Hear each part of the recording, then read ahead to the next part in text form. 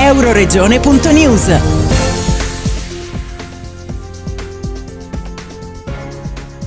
Organizzata dall'Ente regionale per il patrimonio culturale del Friuli Venezia Giulia, l'ERPAC e Mondo Mostre, in collaborazione con il Kunsthistorisches Museum e il Theatermuseum di Vienna, va in mostra a Villa Manini di Passariano dal 21 maggio al 6 settembre Nuda Veritas, uno dei capolavori di Gustav Klimt, che fu uno dei protagonisti della Vienna moderna di fine Ottocento, contribuendo al superamento degli stili storicisti verso l'arte moderna. Opportunità a dir poco eccezionale di entrare in contatto visivo ed emotivo con un'opera straordinaria che spinge a riflessioni che vanno oltre la semplice ammirazione del dipinto. L'esposizione, curata da Cecilia Bischoff, si deve al prestito straordinario concesso grazie alla collaborazione del Kunsthistorisches Museum e del Theatermuseum di Vienna, che la conserva. Questo ente, che custodisce una delle più importanti collezioni teatrali del mondo, è attualmente chiuso per ristrutturazione, ha detto il suo direttore generale Peter Pickhorner, e riaprirà a novembre 2026 con una sezione interamente dedicata alla Nuda Veritas,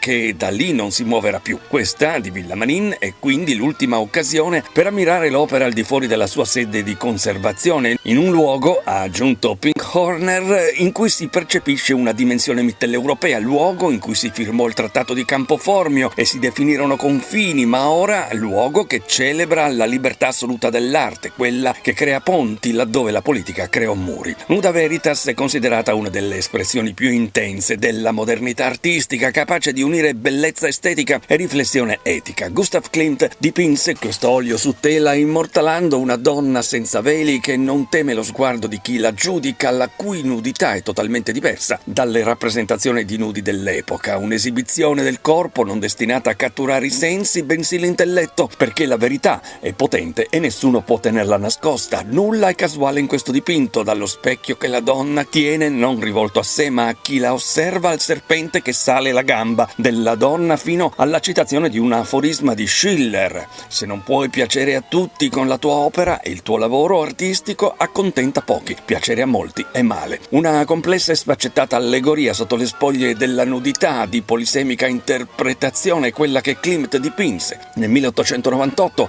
e che nel marzo del 1899 fu inclusa nella quarta esposizione della Secessione. Il contesto a Villa Manin, che accoglie l'opera, si articola in pannelli informativi a corredo che illustrano i legami di Klimt con l'Italia, la biografia dell'artista e approfondimenti sui livelli di significato dell'opera. Il dipinto dialoga idealmente con gli affreschi di Louis d'Origny conservati a Villa Manin, definendo una volta di più il contesto come riconosciuto spazio elettivo d'incontro tra memoria storica e arte contemporanea. Sono stati mesi intensi di lavoro da parte di uno staff motivato e competente, sostenuti dall'assessore regionale alla cultura Mario Anzil, ha rimarcato la direttrice generale dell'ERPAC Lidia Alessio Verni, per portare quest'opera e farla dialogare con una villa storica posta sulla direttrice Vienna-Venezia, che nel 2025 ha più che raddoppiato i visitatori, passando da 100.000 a 220.000, e nel 2026 con una quota che già tocca le 150.000 visite. Per noi è stata un'esperienza intellettuale veramente stimolante, quella di accompagnare la curatrice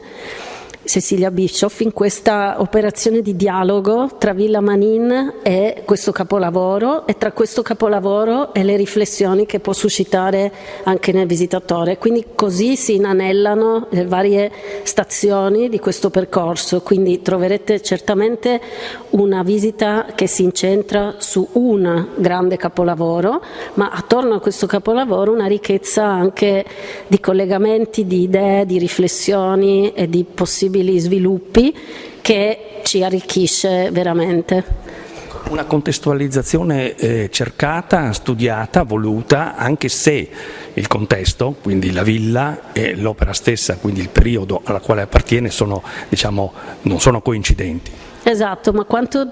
di più contemporaneo c'è nel far dialogare così epoche, stili e momenti diversi? Cioè, penso che questo,